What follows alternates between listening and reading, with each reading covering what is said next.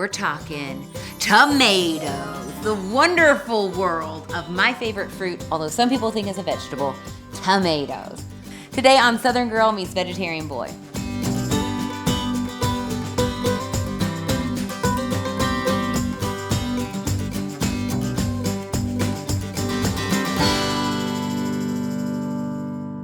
Thank you so much, GE Appliances, for sponsoring this episode. We love the kitchen, but we also love all the small appliances that we're going to use today to create magical tomato recipes. We're starting with a rustic tomato tart, followed up by Gazpacho, a farmer's market find that is packed with flavor and so easy to make. And then we're finishing up the day with fried green tomatoes, but they're not fried, they're air fried. What? Let's make our rustic tomato tart. It starts with a crust. I'm making it using my food processor. If you don't have a food processor, it's okay. You can use like a pastry cutter. This just makes it way easier. 1 1/4 cups of all-purpose flour, 1/4 teaspoon of sugar, and 1/4 teaspoon of salt, and 1 stick of cold butter. What you're trying to do is keep your butter super, super cold. That is gonna create a flaky crust. You want the butter to be chopped up to about the size of a piece of rice, so just pulse it a few times. So in any food processor, there's this little drip tube that allows you to slowly add the water to your dough. I'm gonna add in 4 tablespoons of water, and then I'm gonna mix just until it comes together.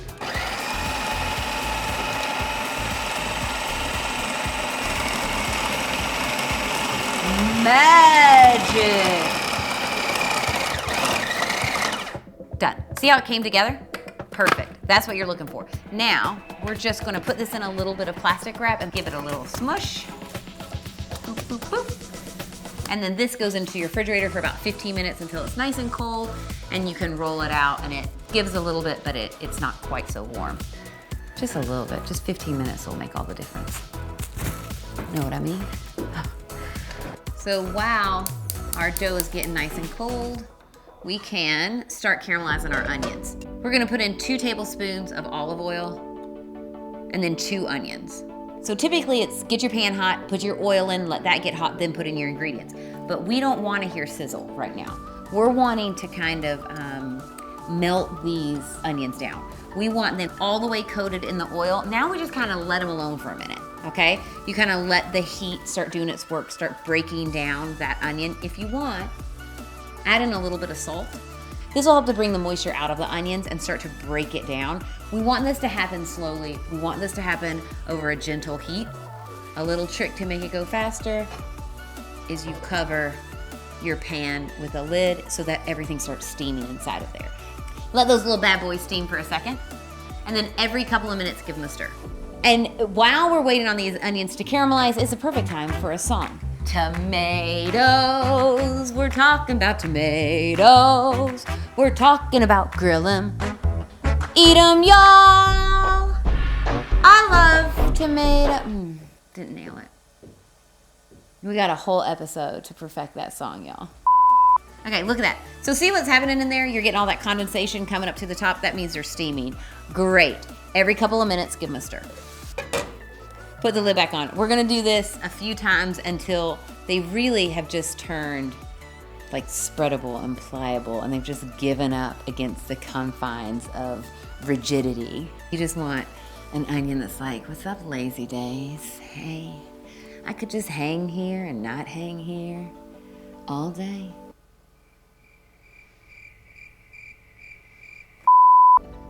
Okay, y'all ready? Look at these. Boom. Done. They are sincerely going to just melt in your mouth. They're just gonna dissolve. All right, now, I'm gonna let those cool for a little bit while we roll out our dough, and then y'all, it's time to build a tart, because then we still have to bake it. This dough has been cooling for about 15 minutes. Ooh, see? Look at it now. You can see that you kind of really have to put some of your muscle behind it. We're ready to roll out our dough.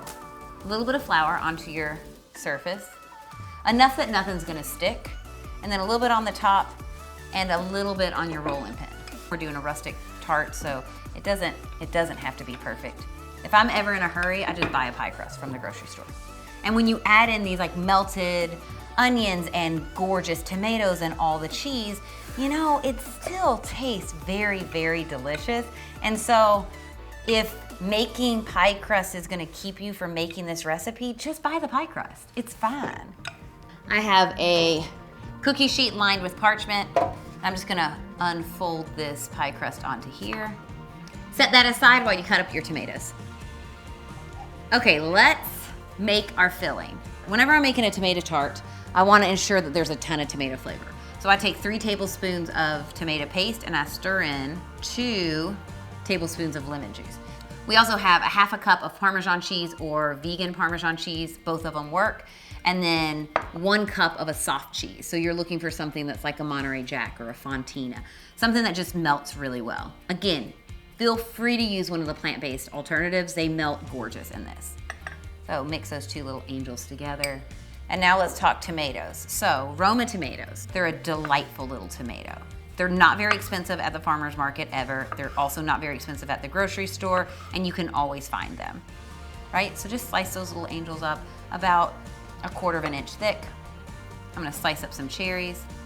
So I love a little sun gold. This is like a beautiful little cherry tomato. We also have this like purple Cherokee grape tomato, and then the Roma. Look how pretty they are all together. So I take my tomato paste and I'm gonna spread it out all over the entire crust, kind of to the edges, and that's gonna it's gonna seal it down. Put down half of your cheese. You're gonna leave about 1 inch of crust, okay? Because what's gonna happen is we're gonna fold that up over top of all the tomatoes after we've built this. Just make it look like a pizza. But don't worry, in the end, it doesn't taste like a pizza. This is amazing. Tomatoes are fun. Now it's time to spread out our onions. Just put those onto the cheese and spread it out gently. So now the onions are down and we go in with half of our thyme, the rest of our cheese, a little bit more thyme, a little bit of pepper, and then it's tomato layering time. And now roll that crust up around the edge. And you just kind of roll and press, roll and press. Kind of just fold it up over all the tomatoes and just press it together so any moisture kind of gets trapped in there. And then I brush the crust with an egg wash. That just makes sure it browns really beautifully. Look at that. You guys, this is perfect for lunch. It's perfect for dinner. It's perfect for breakfast. It's just a gorgeous recipe. Bake it off 350 for about 60 to 70 minutes until the bottom is crispy and the edges are golden brown. Look at how gorgeous this is. Now just to bump up that pretty, this is thyme, just like we put inside of it, except for these are thyme flowers. You could also put any herbs. Again, if you don't want to use thyme and you love basil, this is beautiful with basil. It's also gorgeous with oregano, or it's very, very delicious with chives. I'm letting it cool down for 10 seconds before I try it. That's it. That's all I can handle. Okay. Just slide the tart gently off. We're just gonna cut ourselves a little piece. Oh my gosh, look at how golden the crust is. That means it's gonna be a little bit crunchy, but also delicate. It's zippy, it's tangy. There's a really nice balance of acidity against the creaminess of the cheese. Plus you have a buttery crust that is so delicate and crunchy. It is a gorgeous balance of herbs and tomatoes and summertime flavor that I am addicted to. This isn't the only delicious tomato recipe we're making today. We also are making farmer's market gazpacho and air-fried green tomatoes. But first, I have to eat the rest of this. So I showed you the tart, and now it's time for gazpacho, which is a cold soup. So a lot of people love it, some people hate it. Let me know what kind of person you are in the comments below. Tell me, I love gazpacho, I hate gazpacho. Even if you feel like you hate it, you're gonna love this recipe because there are good gazpachos and then there are great gazpacho recipes. So starting with 2 cucumbers, I picked these up at my local farmer's market. Just peel that down, cube them up, and throw them in your blender. Then we're putting in 1 red pepper, just throw that in, an onion.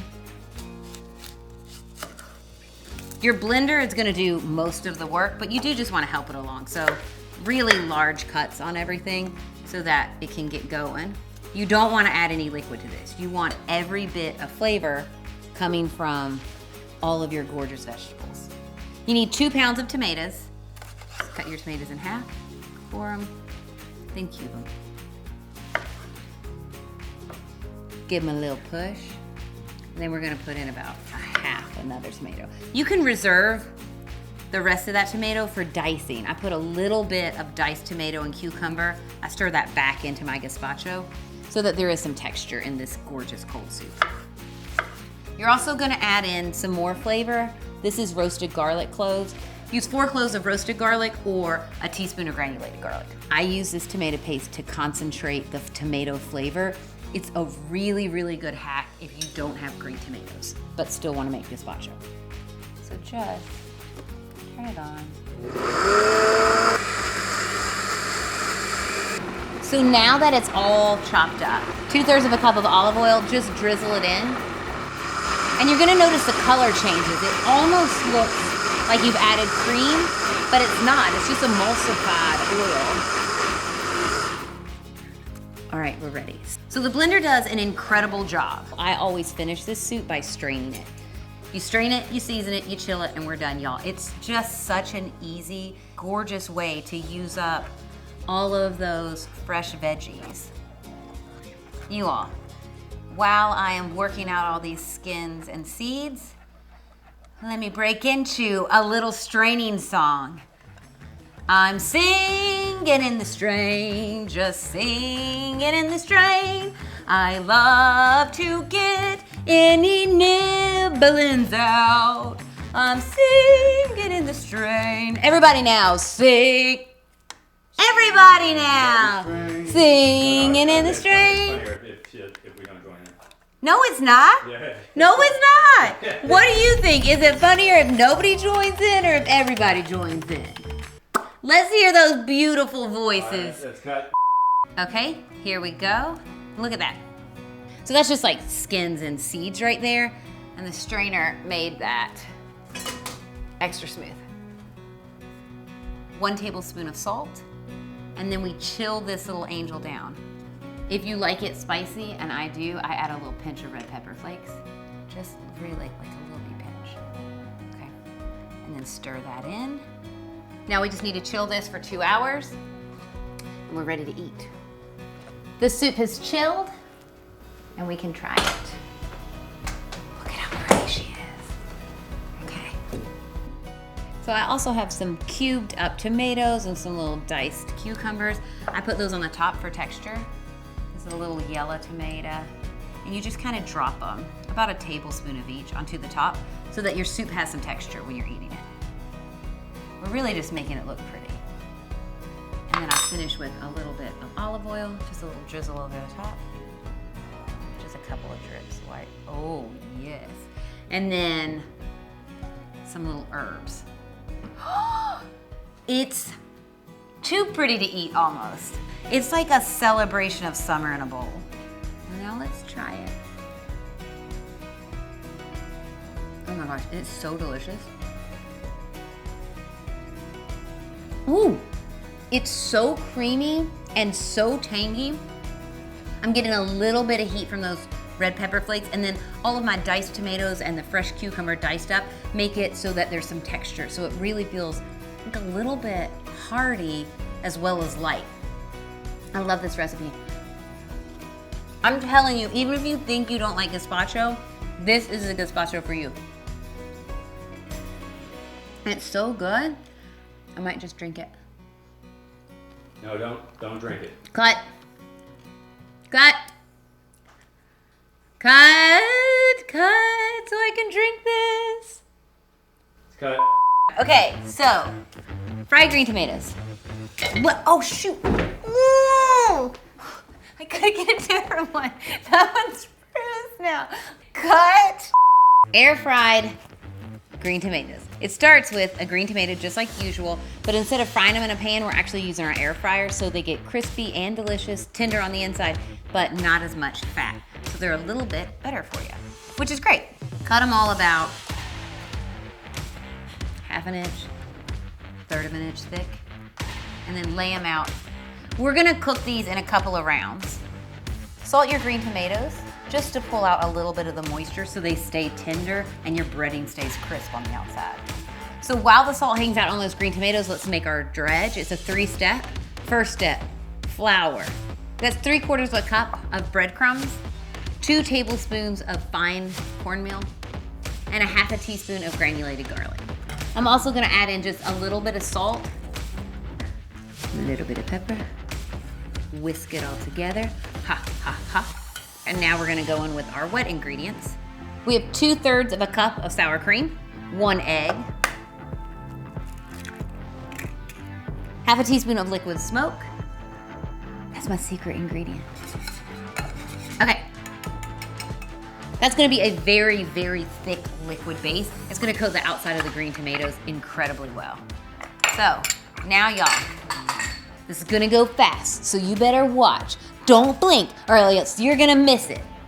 Give it a little flip in the flour, into our wet, and then we go into our dry. Give it a little brush, and then into your air fryer basket.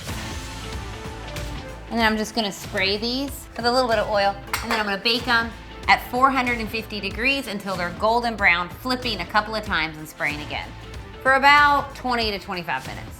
Look at these little cuties. Hello. These are like the perfect little snack. So I've made a dill pickle dipping sauce. My brother said it was just tartar sauce, but I don't agree. You all can check out the full recipes in the video detail below and tell me what you think. Is this just tartar sauce or is it a dill pickle dipping sauce? Huh? Let me know. Blow on it because it will burn your mouth off. And then let's taste.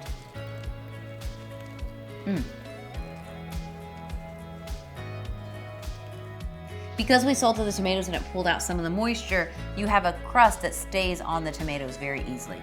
It's tangy on the inside. The exterior is crunchy because of the cornmeal and the breadcrumbs, but also because of our air fryer. It has a nice golden brown crunch to it, and then the inside is tender and tangy, plus our delectable sauce.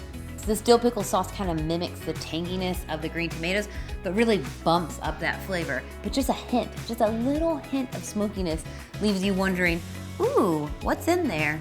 I'll tell you, it's liquid smoke. Maybe we should eat another one. Might as well, I'll take a little one, don't worry. I don't think you really need another one. Mm-hmm. So today has been a celebration of the tomato in all of its forms. Roma tomatoes, cherry tomatoes, tiny tomatoes, beefsteak tomatoes, all tomatoes all day. It started with our rustic tomato tart, which is tender and delicious. It had this delicate and buttery crust paired with creamy cheese and tangy tomatoes. We moved on to that farmer's market gazpacho, which is all the flavors of summer, bright, light, so fresh. And we finished out the day with one of my all-time favorites, air-fried green tomatoes, which I have to tell you, I absolutely love this updated version. It's a little bit lighter, but you still get all the crunch and all the addictiveness of traditional fried green tomatoes. Thank you so much for watching and for celebrating the marvelous world of tomatoes with me. And thank you again, GE Appliances, for sponsoring this episode and for the blender and the air fryer, which made these recipes so easy to create. I'll see y'all next time. Southern girl meets vegetarian boy.